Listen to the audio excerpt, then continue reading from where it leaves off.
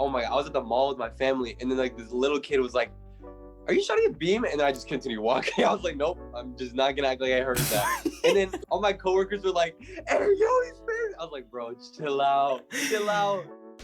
If you follow your heart and like you keep with your vision, like it's over. Like nobody can stop you. You are invincible. Greetings and welcome to this episode of The Bit Between. Today we have ShottyTheBeam with us. How you doing, man? Doing good. I'm doing good. It's a great day here in America. Stop playing. We're in America, bro. I don't know. Hey, yo, this shit's crazy, bro. Podcast? Whoa. Before we start talking about the evolution of ShottyTheBeam from Cidcurry and everything, how about you give a quick introduction so our viewers can know who you are? Well, my name is ShottyTheBeam, Nashat to all my homies. Basically, I make music, I produce, film. I like filming too a lot. I like to make clothes sometimes too. That's just fun. Honestly, I just consider myself a creative. I just like having fun, doing whatever I really feel like doing. Yeah, and basically, follow your dreams. Shout out my mom. Shout out Yolanda Darkins. Shotty Darkins for life. Shout out America, bro. That's all you really need to know about me. That's all you really need to know. Well, thank you very much for listening, and that's going to be it. No. Yeah. So let's talk about the beginning of you on your creative journey. How did you kind of get into making stuff? What were the first sort of things you were making? So basically, sixth grade, right? And a lot at the time as well, though, I'd watch like a lot of YouTube videos and stuff, and Minecraft was definitely popping at the time. So then I was like, all right, well, I see all my idols doing this, so why not me try it? So I tried Minecraft videos, and there's like this, I did like gaming shit basically, yeah. And basically though, the biggest takeaway from that was I learned how to edit, and I never will regret that because that's how I learned the basis of what I can do right now. And yeah, so 100% worth the cringy ass content that I made, worth it, because now I'm pretty nice at editing. Like I know how to construct a video pretty easily, so worth it, so worth it. Yeah.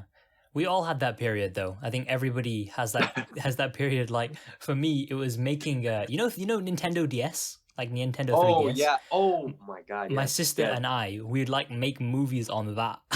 Oh shit. That's actually cool, bro. That's funny. Yeah. One day I'm hoping of making like a video where I like go through and find all of these cringy videos and put them all together. It's bro, you should. That'd be good as hell. That'd be really funny to watch. But yeah, so that was kind of the beginning, and then you kind of found TikTok, right? So tell me a little bit about that. Okay, I'll explain. Let me explain so because I made my YouTube channel with like the Indian videos before I did TikTok. Oh, really? So because this is what happened, right? I'll actually tell you how ShottyTheBeam, my name, came about as well. So basically, all right. So my intention. So I was like, then I stopped doing the Minecraft videos around like 8th grade because I was like, I don't want people to catch like me in high school. If I'm in high school getting caught making Minecraft videos, it's over. My career is done. My existence ends. Like that's what my mentality was at the time. So I was like, nah, you're good. So then I stopped making those videos, and I just kind of got bored as well. So then I think during like early high school, I started getting into basketball, and I was like really into basketball. Like that was my life. Like ball is life was an understatement. And then I had to like figure out a name. That was the thing I was like struggling with. So like before I made my channel, and then like with my homie, I was like, so like one nickname I had was Shotty, like already, and I was like, okay, that's cool. And then this one YouTuber I used to watch, Jester the Laser. I'm sure you don't know him, but he was like a basketball YouTuber that he was like my favorite. And his name Jester the Laser, and it's like ShottyTheBeam, laser beam. So that's where it like came from. And like at first it was like a meme. We're like, oh, that's funny, haha. And then eventually we're like, hey, actually I kind of fuck with it. So I was like, screw it. So that was the name. And then initially that channel was supposed to be basketball content. And then so you were right though, TikTok was first. So I went on TikTok, and I was like, I remember seeing like these weird ass kids at like my school, like they were making TikToks and they were like popping low key. I was like, no, I could do this shit. If they can do it, I can do it. So then I like hopped on and then I was like making dumb videos. Yeah, so then I was like, I saw that one like TikTok style where it's like 1 week in this, 2 weeks in this, and then I was like, all right, well, I'm a brown man, so I'm gonna do that because screw it. And I did it, and then it went like viral for me. It was like I got like 1,000 likes like that night, and I was like, whoa, hey yo, chill out, because that was like the most clout I ever had, ever, honestly.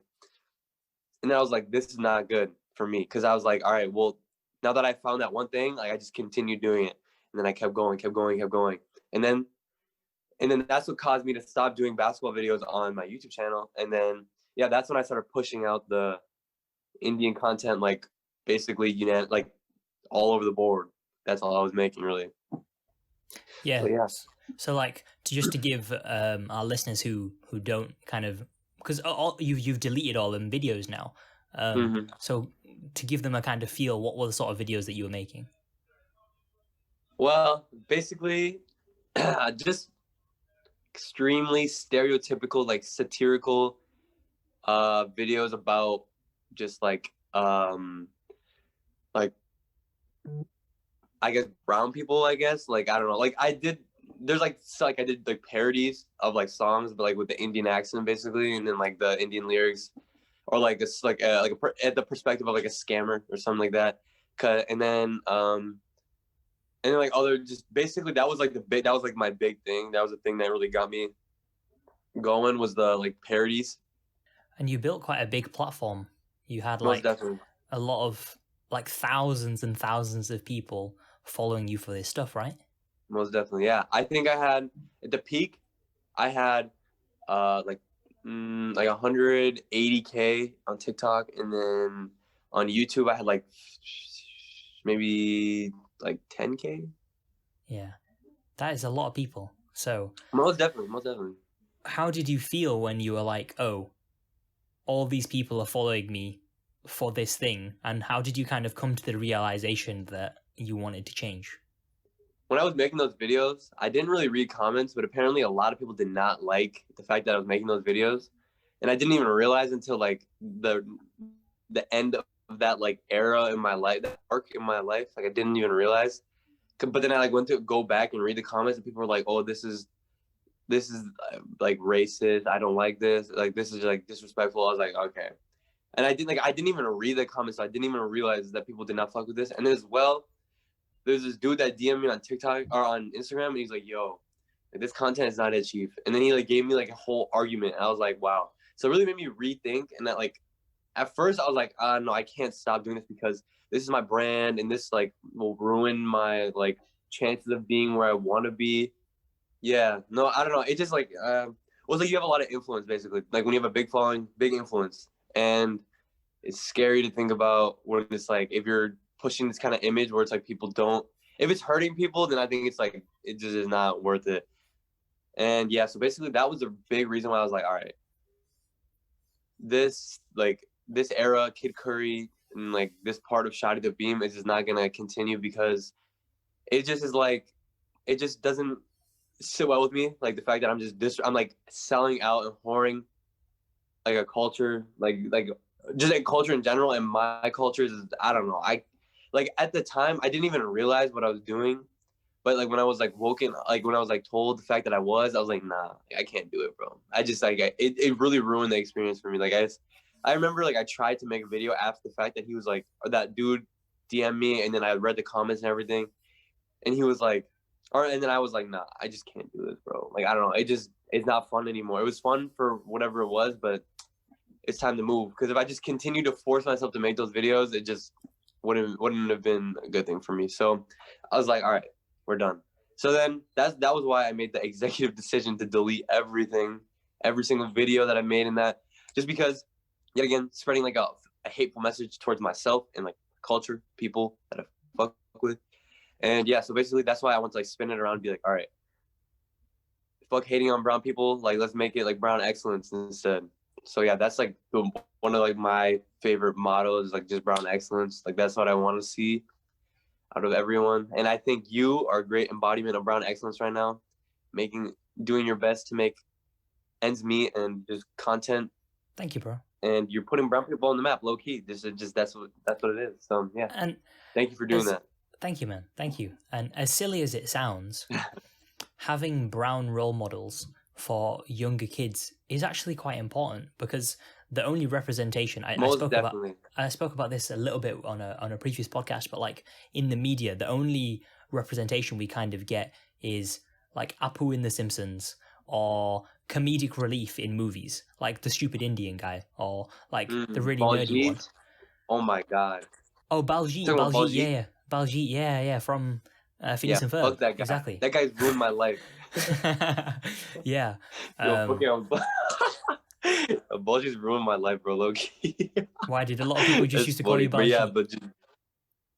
Dude, because I don't know, like, I think every brown person knows that, though. Like, if you make any sort of content, like, you will get Baljit making a podcast, Baljit making music now. Like, it's like, damn, bro, really? Like, you funny. I get it, you're funny, but, like, come on. Like, at least be original if you're going to roast me for my race. Come on. And, like, it's difficult to know when it's funny and when it isn't. Because... What was that? It's a tough one. It's a really tough one, because jokes like that can be funny in the right circumstances, but when it's to the point where it's like completely putting down a whole group of people based on something that they can't control, and it just enforcing negative stereotypes even more and more, you kind of get to the point where you're like, is this really something we should be doing? Most definitely. I don't know. Just honestly, like if a brown person says it to me, I honestly would not mind. But it's like when a white person calls me Baljit, it just pulls me the wrong way.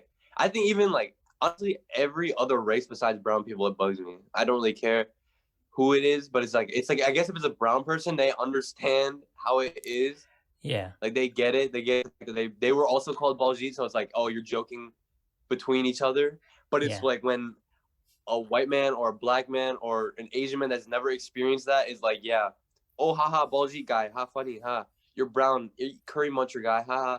It's like, damn, bro, you don't even know how that is though. Like you don't. If you've lived that life, then I guess like I can shut the hell up. But like, I don't know. That's it's where like when brown people do it between themselves. I know we're being very general here, but it's kind of ironic, isn't it? Like we're not doing it seriously and seriously calling them people them things, but I don't know. Exactly.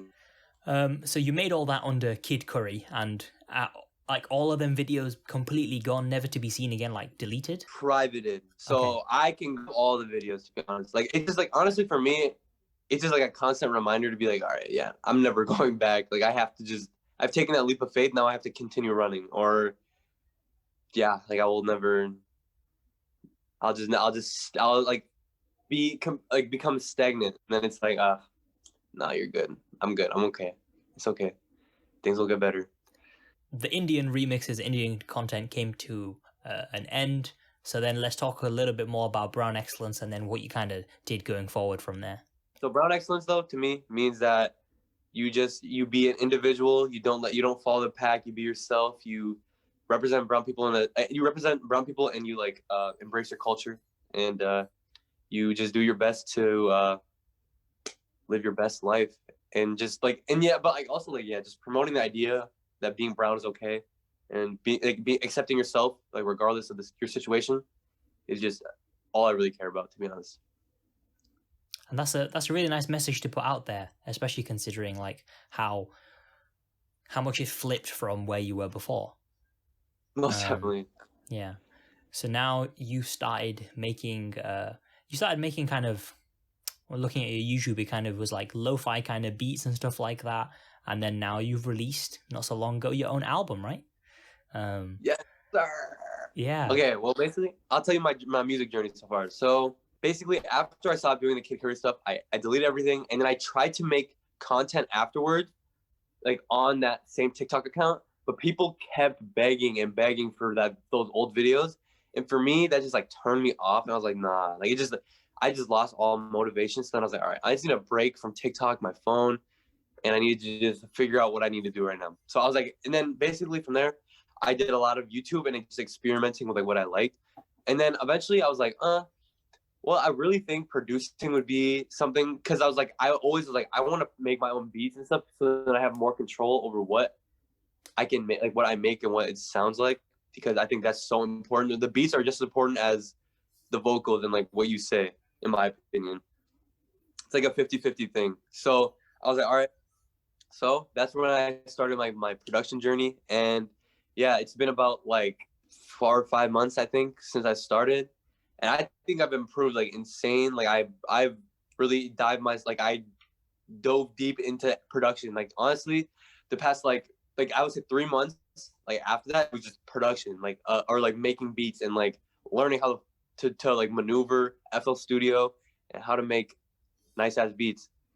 And then once I learned that, then I was like, all right, time to make a beat, time to make a album, because I just wanted an album so that I could be like, okay, this is like where my career started. This is when ShottyTheBeam has become something that he was, or something that he is now, and he wasn't before. But like now is, I don't know why I said that like that. Just becoming myself now, basically, just accepting myself and being like, all right, now I can make my art however I want, because now I've thrown the past in the past. It's over. I'm over it.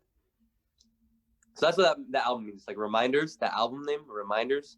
Hold up. Reminders. Can you see it, bro? Reminders. Yeah, Yes, you can sir. see it. You can see it. Yes, sir. Yes, sir. But yeah, just like that basically is quite literally a reminder of the fact that like I need to, like all the album names are all like all the songs have like specific like meanings. So like one of the songs, Selfish. Don't worry about other people, bro. Worry about yourself. We're all gonna die. Continue working hard because you have a time limit. Things are gonna end one day, so you have to continue going. Lose. Sometimes you lose. Like it's okay. When you're sad and down in the dumps, like it happens. We're human and it's natural. Forever and always to me means like capture and enjoy love, and because love is something that you only get once and you can lose it just as quickly. So it's like just enjoy love while you have it.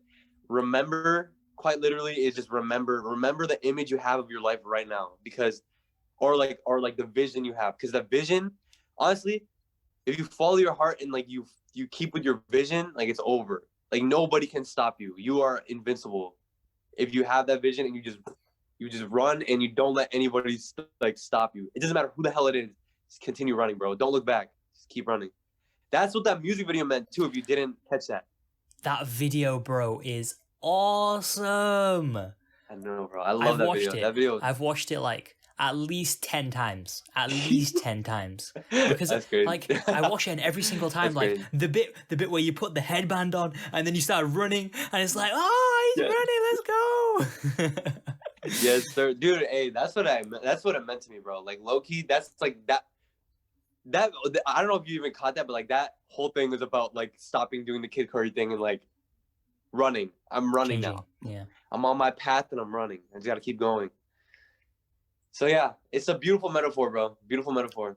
Yeah. And you know, for your first album, bro, it is a really, really solid album. Like, and to consider that you've only been making beats for like half a year and you've produced everything for that album, it's just crazy.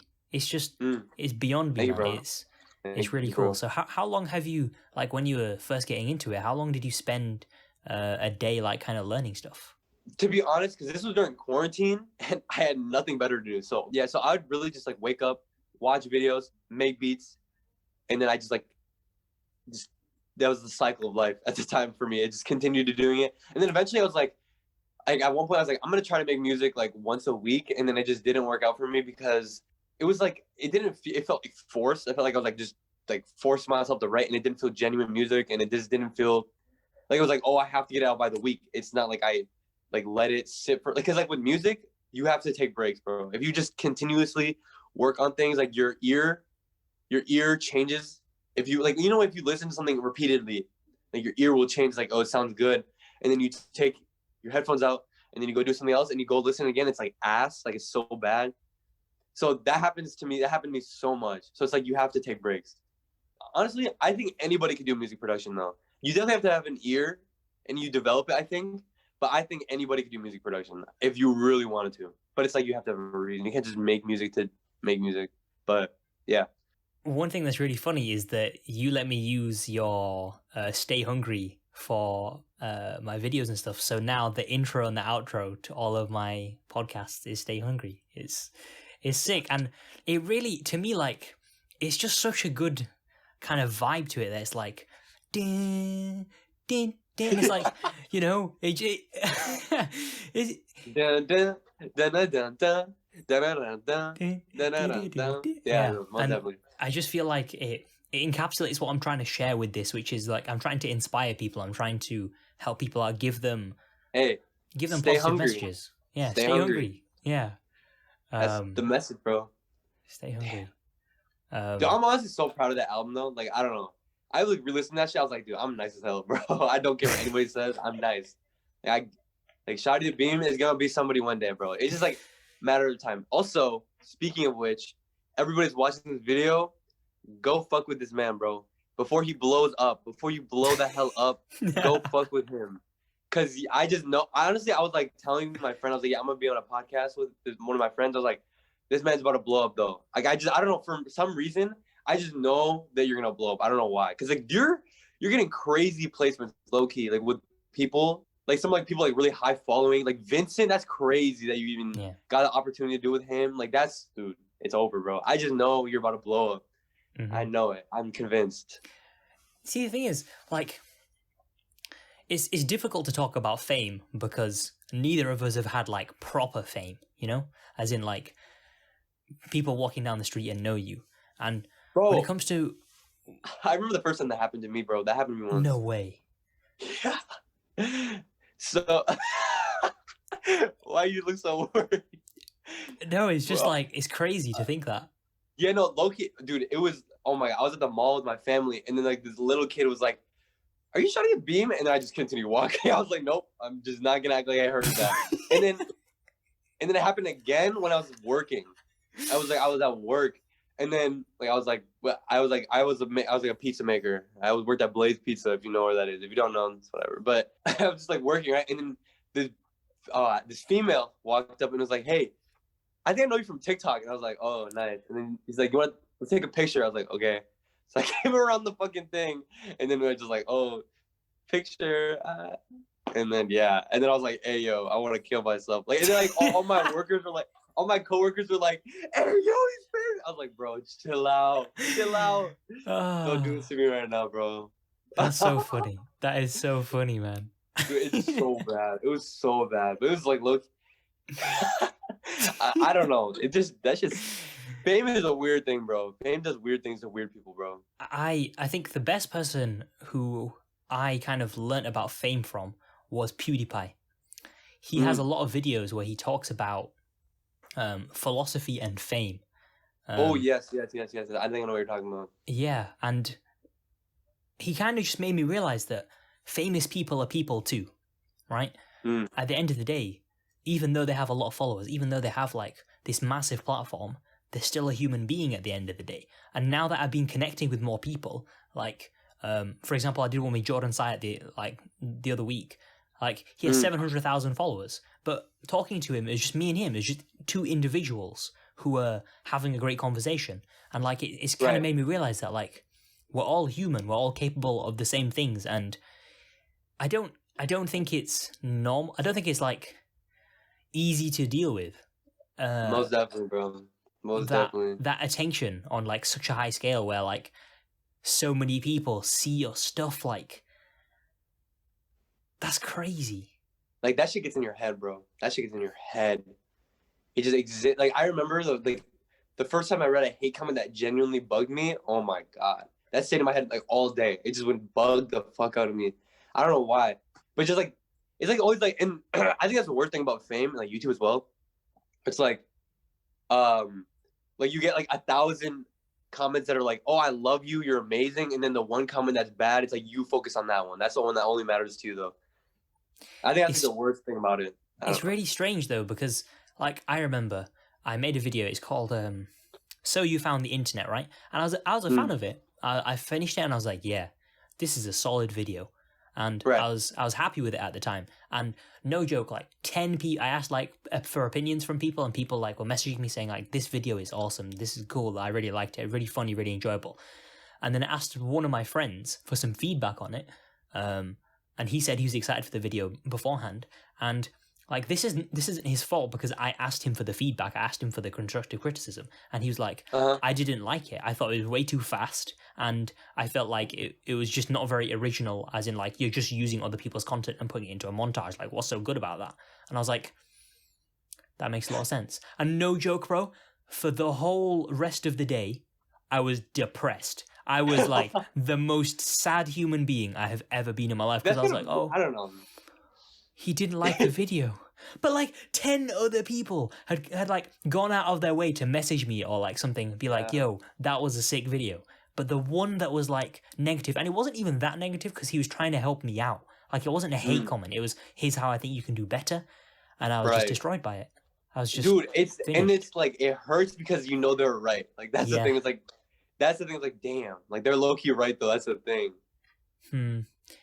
It's, I mean, I've never had hate comments, so I've just had. Bro, you'll get used to them now. Like eventually, when you get hate comments, it gets like you become numb to them. Like eventually, it will bug you, and then it gets to the point where it's like, okay, this is normal. I wonder what's really going through somebody's mind where they're like, post a hate comment. I guess some people live to ruin other people's days. You know, that's just how very nihilistic people. That's just how it is, bro. This is how it is sometimes. Some people just cannot be happy seeing other people win. That's like, I think that's like the biggest flaw in humanity. You see some people see another person rising to the tops, like they have to smack him down before he gets too high. And it's just like, I don't know, like, and some people, I'm sure that comes out of like spite, jealousy, but I don't know. That's not me, bro. I'll tell you that much. Like, that's not for me. And it's like, I don't know. and I cannot be surrounded by those people either. It's like, if you're not there for me, it's like, if I'm going up, I want you to come with me. Yeah. But it's like, at the same time, like, if you're going up, I want you to continue going up, and I don't want anyone to stop you. But like, the second you have like people around you that are like, oh wait, but you shouldn't take this, you shouldn't do that because you're gonna go away from me. I need you to be with me. Yeah. That's when obviously like the toxic relationships come out, and it's like, yeah, no. People should be happy for you that you're kind of going on the trajectory towards your vision and stuff like that. Most definitely, bro. Most definitely. Oh yeah, Gary Vaynerchuk. He has this one saying. Oh, I don't know if he came up with it or not, but he says it, and he's like, there's two ways to have the tallest building in the city. Either you build the tallest building, or you rip everybody else's down. Yeah, damn, that's actually a bar. Low key, Gary be spitting. Damn, that's deep, bro. Low key, that's kind of deep. Society. We live in a society, bro. We live in a society. On that kind of note, man, humor and memes have gone so strange over the past like few years. Dude, like, honestly, I love it though. Like I live for that kind of shit, to be honest, because I don't know. I think it's always so funny when you can make like Filthy Frank. Like Filthy Frank was like the originator to this like like the 21st century memes. In my opinion, is like he was like the forefather of that, like to eventually come. I don't know. I just think I love him. Honestly, Filthy Frank is such a goated YouTuber. I don't know if people like to. I hate the fact that he just does not acknowledge the fact that he was one of the best YouTubers of all time. I get the fact that he wants to like move. I get it. But like at the same time, I think if he wanted to end it like clean and well, he would have been like, okay, I was Filthy Frank. I made really good videos, and whatever happened, happened. But now I'm Joji, and I'm going to leave that in the past. You can do whatever you want from here, but I'm just going to, like, I don't know, like the fact that he only addressed it with a tweet. That was it. He was like, all right, I'm done making Filthy Frank videos. That's it. It's like, bro, people lived for your videos, guy. Like, that's the thing that people, that maybe he didn't understand. Filthy Frank was like a cult following, and people love that shit, including myself. But you have to understand that his coping mechanism will have been different to yours. Like, most definitely no. He might have been going through a lot in his mind where he's like, I want to dissociate myself from this content, a bit like you did. And then he was like, well, the only way I'm going to do it is just be like, you know, stop. Yeah. Like, did you release like an apology video or something like that? Like, wait, say again? Wait, you released an apology video, didn't you? like a thank you and goodbye to Like, Cidcurry. that's what I was gonna say. Like, that's why I made that video, because at the beginning there's like that little montage thing where it's like all the like the most popular and famous moments of like that my career, like that Cidcurry part. That's why I made that. So it's like, okay, at least you get a little closure. That's like with Filthy Frank, it was like he made the video and he never gave anybody closure. So I feel like that is the reason why people are like, oh, where's Filthy Frank? I need Filthy Frank. And then, like, do you read a Joji comment section? Have you ever read a? Yeah. He was the man. This is the same guy that made Hair Cake. And it's like, dude, let him live, bro. I feel bad, low key. It's like this man makes pretty good music, and he just like is pink guy is like on his shoulder, and like, it's like a chip he'll never be able to flick off. Must be tough to kind of always be reminded of your past. How did you deal with it? Because obviously you had your account with like a whole bunch of followers, like almost 200K, and then whenever you posted, like you were talking about earlier, whenever you posted just normal content or like funny things, people would be like, bring back Cidcurry and all that stuff.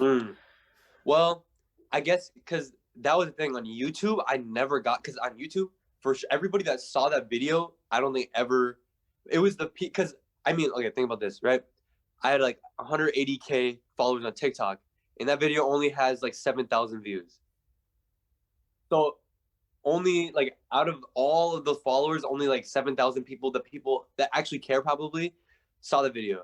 So the people that, like, the majority of my following did not see that video. And as well, it's like a 10-minute video, so I can see why they're like, nah, it's too long. My attention span only lasts 60 seconds max. So like it makes sense. But like, yet again, so that's why I'm sure a lot of people did not get that closure. The fact that like that, I was like, okay, I'm gonna mature. I'm gonna be the bigger man here and just end it here. Because like, yeah, on YouTube, I never get I rarely get comments of people being like, oh, make your Cidcurry videos again. Like it's like usually, but it's like I don't know. I had a young fan base, bro. I had like, it was like 10 to like 15. I know it. That was like and it was like brown kids, white kids, and like black kids. I think that was like the demographics that I like mainly saw. And then I was like, okay. And then like I mean I could have continued going, and I know if I continued going, I could have got 1 million on TikTok. I could have went big. I know I could have. But it's just the fact that like is it worth it? Like is that clout worth it, bro? And I would say 9 times out of 10 no. Well, it's clout for the wrong thing, isn't it? Most definitely, bro. Most definitely. That's pretty accurate. That's a very accurate statement to just encapsulate the Cidcurry thing. Just clout for the wrong reasons. Clout for the wrong thing. Yeah, clout for the wrong reasons. I like that. That's kind of the problem though that's kind of happened with TikTok too. Well, there's 2 main problems that I've found with it. Now, the app itself and the content on there, you know, that's a completely different matter. However, the 2 things that I think have been most affected is, one, people's attention spans. Like people can literally see like 2 seconds of a video and then scroll, and then see like somebody playing football, and then scroll, and then see somebody cooking, and then scroll and see somebody making music. And that amount of information and input is just crazy. I don't think we're ever designed for that. And so it's kind of messed up our attention span to the point where like, if something's ever so slightly boring, or you're kind of like, do I really want to watch the rest of this video? You literally just, whoop, and you're on something completely different, brand new stimulus. Yeah. And then Go ahead.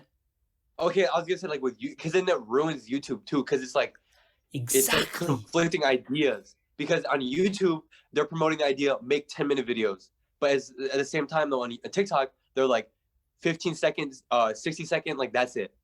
So it's like I don't know, like it's so hard for me to be like what do I do? I don't know what to do. Like I'm thinking of ways to kind of boost the podcast or my own content a little bit. But this is the problem. We have this dichotomy where like TikTok is super short, super short. You have to be able to like build a story or emotion or something like that in like 15 seconds to 1 minute. That's tough. Yeah. And then the conversion rate is just so low because YouTube is like, even if a video is like 5 minutes long, that's so much longer than a TikTok video. Definitely. How am I supposed to convert that over? Never mind a podcast. A podcast is like an hour. I have another podcast at like an hour and a half. I think that's my longest one. Damn. How am I supposed to get somebody from seeing a 15-second clip a highlight to watch the whole Yeah, thing. that shit is tough, bro. I don't know. I think I was gonna say you should most definitely like figure out some way to upload it on TikTok though, because TikTok is just a gold mine. Like I would say never. Okay, I've learned from experience, never make content exclusively for TikTok. If you have, like, I'm saying, as in, like if it takes you longer than an hour, then don't do it. Like, that's like my rule of thumb. It's like if I can make it like 30 seconds, or it's like I can make it in the app and I don't have to go to any external app, then I'll do it. But it's like the second I start going on, like, for me, honestly, when TikTok was ruined, in my opinion, when people started editing, that's when it was ruined to me. Because I think, well, like, I mean, like, to an extent though, because like I think like when transitions weren't as like super like crazy like effects and stuff, I think transitions were like a pretty like entertaining and wholesome thing to do because it was all in the app. But like, I think the second it started getting like the popularized ones were like the ones that were like out of app, you have to do an After Effects. I was like, nah. It to me, my idea of it, and like when people would go viral when they like do like the Stranger Things, like Demogorgon in the sky and stuff, it's like that's cool, but like that's like that kind of like loses the, for me, it like takes away the point of the app. The point of the app is to like use everything in there, be creative, make like memes, funny jokes, and as well, or just like be creative in the app. I think that's the point of TikTok. And it's like when you go outside, it just, I don't know, for me, ruins it. But it's inevitable. It was going to happen regardless. I somewhat agree with you. I think the part that I agree with is people using other editing apps, but focusing on the techniques that they're using as opposed to the meaning or the emotion that they're trying to put through their work. For example, like I've got a TikTok, the chicken leg piece TikTok, right, that I made, which I think is how I met you. Like you commented on that saying like very good, sir, really? and then followed me back. Oh, Yeah. Something that's like that. crazy as hell. Yeah. Hey, but we don't talk about that though. That never happened. Okay. Anyway, that happened, and I edited that in like a separate software, like in Video Leap. You know Video Leap. Do you know Video Leap? I don't know. Yeah. Yeah. I edited that in that, and then brought it in, and like it was still relatively simple though. Like it was nothing crazy and out of this world, and the whole point I was doing that was like the comedic value of the TikTok. Like that's what it was for. It wasn't just like, oh, here's this incredible technique or like a template that I've imported and I'm putting it onto a TikTok and it looks really high quality and professional. Now this is my TikTok and this is what it's all about. Do you feel me? Instead of like, and it's kind of neglected the meaning and the emotion and the humor and all the things that were meant to be in TikToks beforehand. Yeah, actually, that's true. That makes sense though. I don't know. Yeah, I guess it's like it was like, I don't know. It's just like if you can like mask it and like where like it looks like it's not a lot of, it's just like you did it in the app, then I think it's good. But it's like if it looks like you did that in After Effects, then it's just, for me, it's like, what's the point then? I can't compete against a 7-year veteran editor. Like, I don't know. Yeah, I guess so. It's kind of unfair. But yeah, it is what it is. And it's just like, I don't know. At one point, like I was like, when I was experimenting, I tried to make like editing TikToks and it was like, no, I just couldn't do it, bro. Like it was like, cause I was like, oh, I'm gonna try to make a TikTok a day. But then it was like, thinking of concepts was like, it didn't come to me as like easily as like music, bro. For some reason, music just comes to me. Reminders, listen to this. When I made reminders, I had the concept, I wrote it down. I wrote all the hooks to all the songs at that same night. And then I did the lyrics like over the next like 4 or 5 days of each song. I had the beats already done. I heard the beats and I just wrote hooks and they're all, I never missed, bro. 6 for 6. Oh, god damn. Or 7. Is this 7? I don't know. I think it's 7. Yeah, 7. This guy doesn't even know how many tracks are on his album, man. Yeah, it's 7 though. I'm just being stupid, but yeah. The other thing, back to the TikTok thing, the other thing is everybody wants to go viral, right? Most def, dude. That's the goal. That's the thing. That's like the worst part about it though. They'll come for your neck, bro. They'll do whatever, any means necessary. Getting TikTok clout will happen. And like, they're focusing on the virality and the potential for things to go crazy, as in like numbers wise, as opposed to just focusing on the craft, focusing on the beauty of the piece itself, or like becoming a better storyteller. These things that are really important, which I'm trying to learn just through making like normal content, instead of just thinking, what's the thing that can blow me up the fastest? Because it's almost like weight loss. This is gonna be like completely tangential, a bit of a tangent, but weight loss and like weight gain. I see if it's sustainable and if it's slow, it's sustainable, right? Same with growth on the internet. If I woke up tomorrow and I had 100k subs on YouTube, I would have no idea what to do. I would literally just be like, what the hell do I do now? What do people want to see? Do I make this? Do I make that? Blah blah blah blah blah. But you follow your heart, Chief. I guess so, but what I'm trying to say is like I now have all these eyes on me suddenly. Yeah, no, I know. Yeah, it's such a difficult. I can see why it'd be such a difficult thing to just be like, oh, what do I make now? But if that came over like a few years, or like a year or 2 years or something like that, like I'm like, okay, I've sort of found my feet. I've kind of experimented with the whole different things. I've got better, and then more people have come. I've got better, and then even more people have come. And like the slower growth is more sustainable because most definitely, because it's easier to deal with. That's why you see so many people just completely pop off and go flying up in the numbers. They're like getting millions of subscribers, and then like now where are they? Like Tyler Oakley. Where the hell is Tyler Oakley right now? Hey, nobody knows. Tyler Oakley had his time though. I think he had his time. Like I don't know that maybe that wasn't a good example. I think someone like one hit wonders. That's what I imagine when you're saying that. Where it's like someone like let me think, like Designer, where it's like nobody knew of him. He dropped Panda. Nobody would shut the hell up about that song. And then where's Designer now? I haven't heard about that man in years. So it's like, and I'm sure the reason he fell off is because it came so quick. Yeah, he wasn't ready to continue to make like quality music. Yeah. But then somebody like Lil Nas X, he went viral with Old Town Road, obviously. Crazy good song, right? Take nothing away from that. That was a really good song. But he's managed to stay on it. And it was like commercially the best song of all time. Yeah. It did do really well. All time. That's so crazy to me. Wait. We're like ever. That is the best song commercially. It was on like number one, like on the Hot 100 Billboard chart. It was number one for the longest amount of time. Wow. Like I didn't ever. know that. Like, and he was a nobody. He was a nobody when he released it, and he just promoted the hell out of it. He really was a nobody though. But like it's crazy to think that somebody like him can stay on the top. And like, you know, he's still making hit after hit, and he's got an album coming out soon.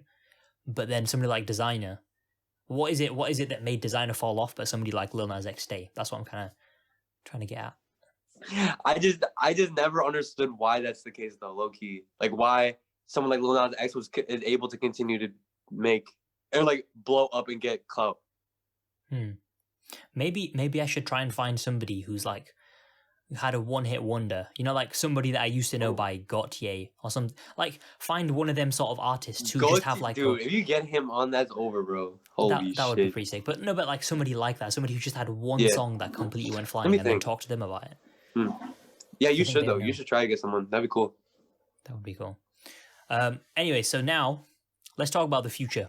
What's the plans for ShottyTheBeam?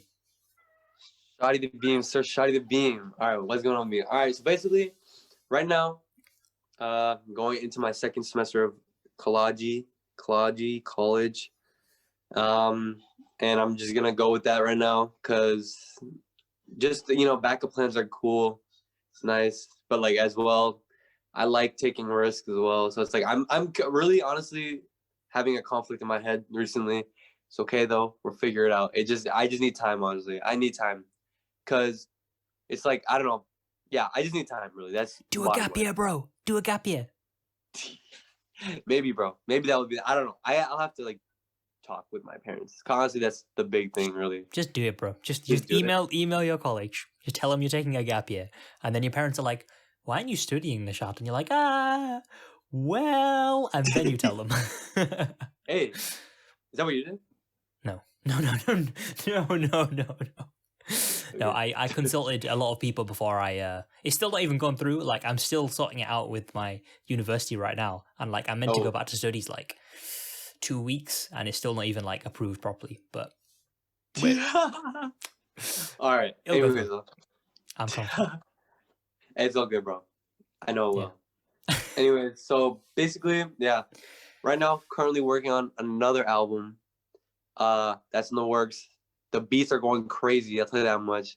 And they sound good. Also, my guy, if you ever need music, like if you want me to make specific beats and stuff for you, let me know. Cause I like Okay. making beats for people. To be honest, I have fun. So, Okay, bro. anyway, Thank you. or if anybody watching this, they need beats for their videos or just or like beats and for music. Instagram is ShottyTheBeam. Just hit me up, bro. For real, for real. All right. Anyway, sorry for the self That's enough promotion. self-promotion. Yeah, so basically making an album right now, and then as well, I like have that formula. Remember like the fuck no baby type shits, where it's like I've been making a bunch of those, and it's like basically my goal is to have the album done, right, and then like start making those videos more, like the meme video kind of things, like the meme like incorporated with music, and I'm gonna push it. I have to like really push it on TikTok and everything, and I just basically continue doing that until I get popping. And the second I get popping, I have an album ready, and things will be fine. And as well, just gotta balance college with that too, and then hopefully that will work out. So, But yeah. what if it turns into like a cycle of before where people just want more meme songs and not proper music?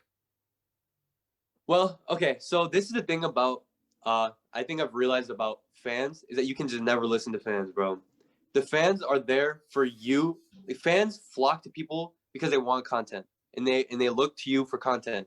So basically, you have to use your better judgment. You have to follow your heart in this situation. You have to be if you think right, like if it's like if you can. I mean, it's like really. It's honestly, it's like the moral standard whether you want clout or you want to do what you want. Really, it's just the two different things. No, I but think.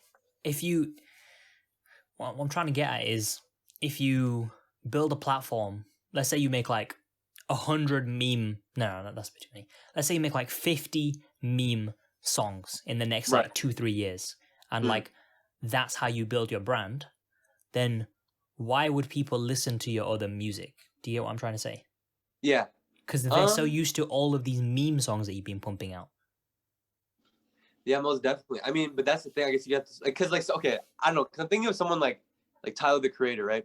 Where he had like Wolf and Goblin and like Cherry Bomb, where it's like all like aggressive, like weird, like rappy, all that stuff, and then he dropped Flower Boy, and everyone's like, "Whoa, Flower Boy!" Like this is all like a singy songy, like nice sounding to the ear. Before it's all gritty, hard, noisy. It's like people are used to the Cherry Bomb Tyler, but the second they got Flower Boy, it's something where it's like at first people might not fuck with it, but it's like over time things age well, and they'll just.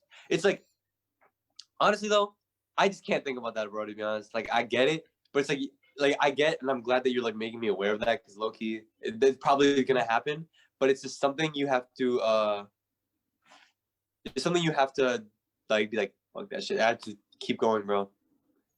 Cool. Well, I'm looking forward to hearing some more songs then, bro. I'm looking forward to it. Yeah. Now, before we wrap this up, I'm going to ask you a few quick fire questions.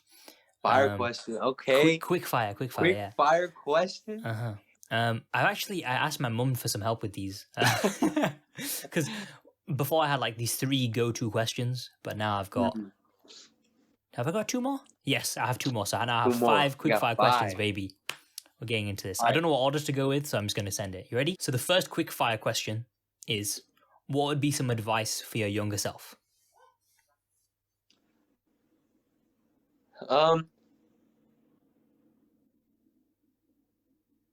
I would tell younger ShottyTheBeam to enjoy your youth.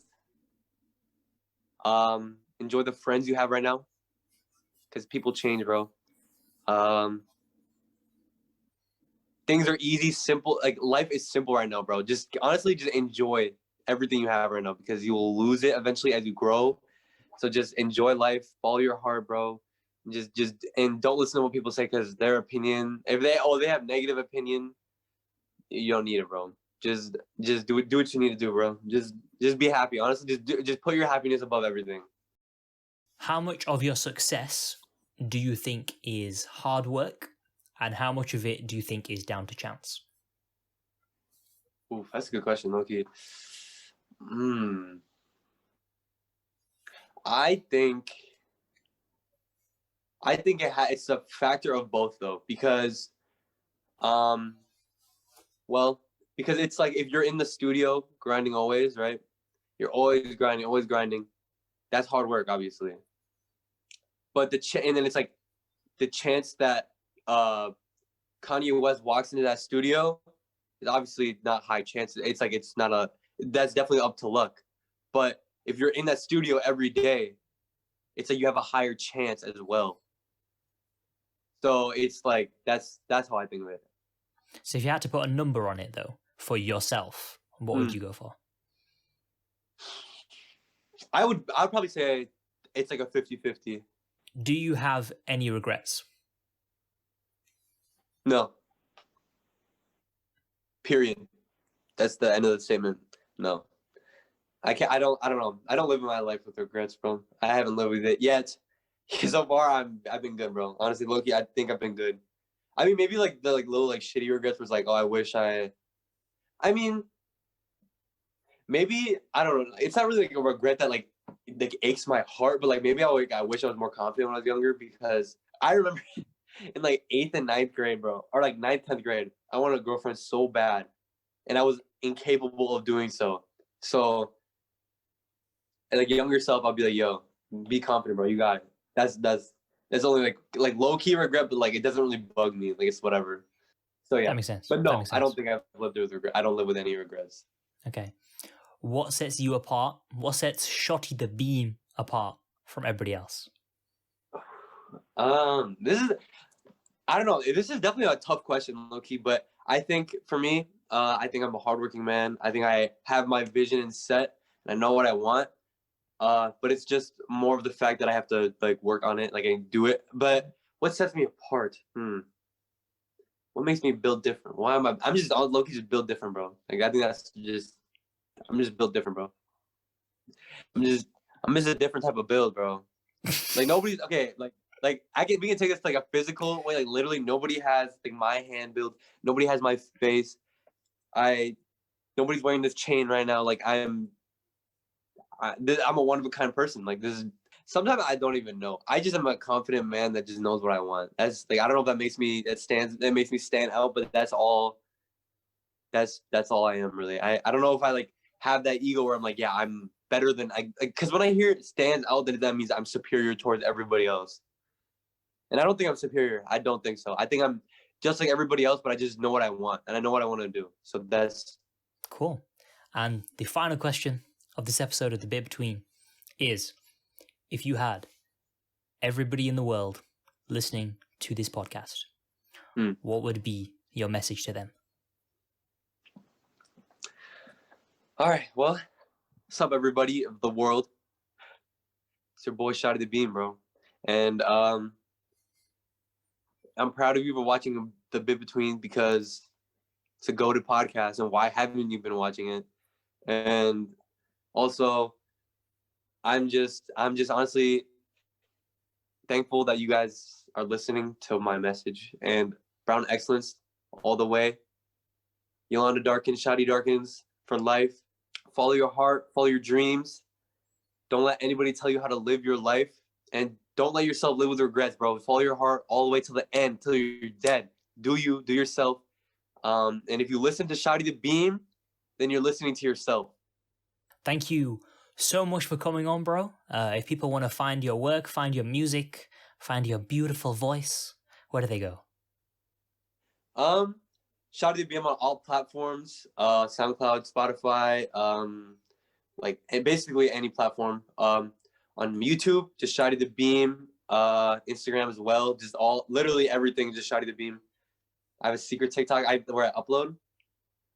Nobody knows about it until eventually, I guess when it blows up, people will know about it, but nobody's gonna know about it until, yeah. So, yeah. So, Sick. yeah, So that's Shotty the basically- Beam, Shotty the Beam on everything, apart from the secret TikTok that nobody knows about. Sick. Awesome, bro. Well, thank you once again for coming on this episode. Thank you, bro. Man. This was fun Yeah. as fuck. I really enjoyed this. This was so fun, man. This was a super fun episode. If you want to listen to more, go ahead and search The Bit Between wherever you get your podcasts. And make sure to follow me on Instagram at TheSabDog, that's at TheSabDog, to find out all the latest updates and know exactly when a new podcast or new video is released on my channel. Once again, thank you very much for listening. Hope you're having a great day, and I'll see you in the next episode of The Bit Between.